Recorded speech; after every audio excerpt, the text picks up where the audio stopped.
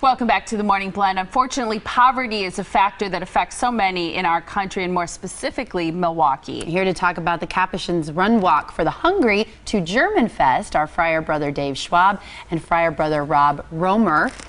Good to meet you guys. Good morning. Good to be here today. Let's talk a little bit, first of all, about the hunger problem here in Milwaukee, because I think it's, you know, at this time of year, there's so many amazing things going on. It's easy to overlook those who are less fortunate. So we really do have an issue with that in this city. Very much so, especially with school being out for the summertime. People think our busier time for hunger is in the wintertime when it's cold. It's actually in the summertime. There's more children at home. The food goes down much faster when the kids are at home, and the parents are struggling to keep the meals supplied. And so there's more need for food.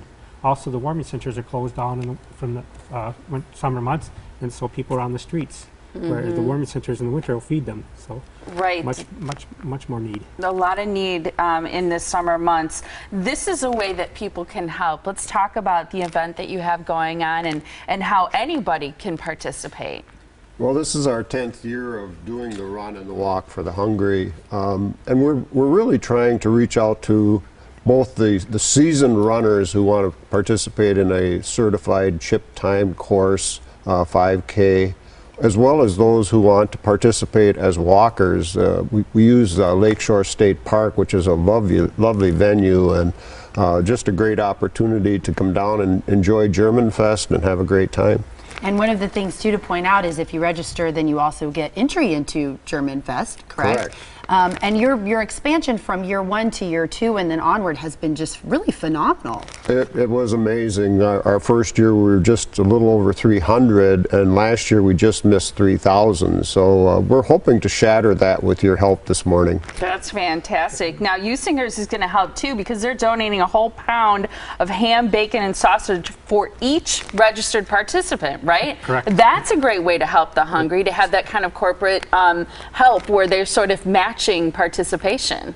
Very helpful. It helps our food pantry as well as the meal program. So those are the places that will receive those items then as part of the partnership? Yes, we have the House of Peace food pantry, and that helps families who are self-sufficient but just need a little extra help.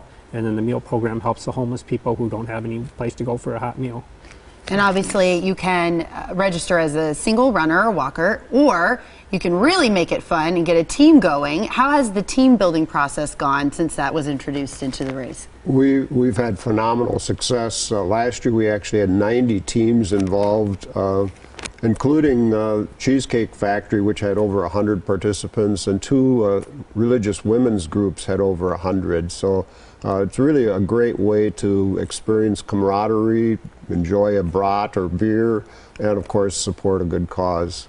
Your early registration goes through July 12th, but teams who register, so these are businesses, parishes, organizations, companies, if they register by that deadline, then their team name will be printed on their t-shirts, right? Correct. Yeah, exactly. That's fun. Fantastic extra, because that often isn't the case. You just get the generic t-shirt that comes with the race. And again, it is Friday, July 24th.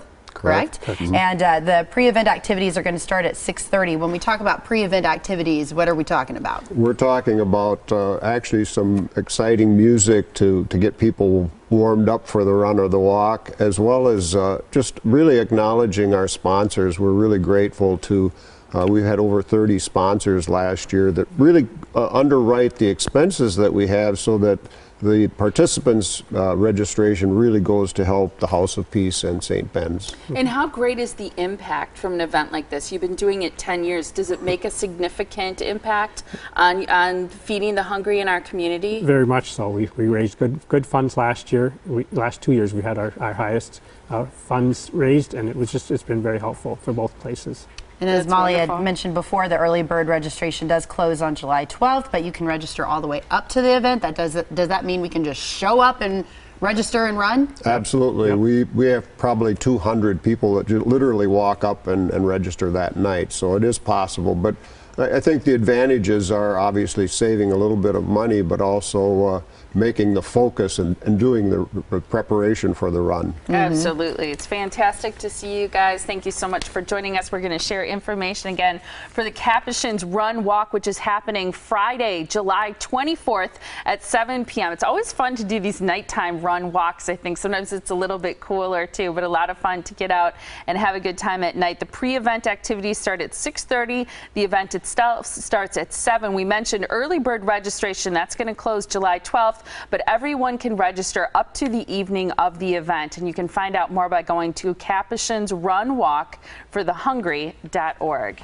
Great to see both of you. Thanks so much. Thank you very much for inviting us. We hope to see people out there. We hope so too. We hope it's a huge success. Thank you. Thank you.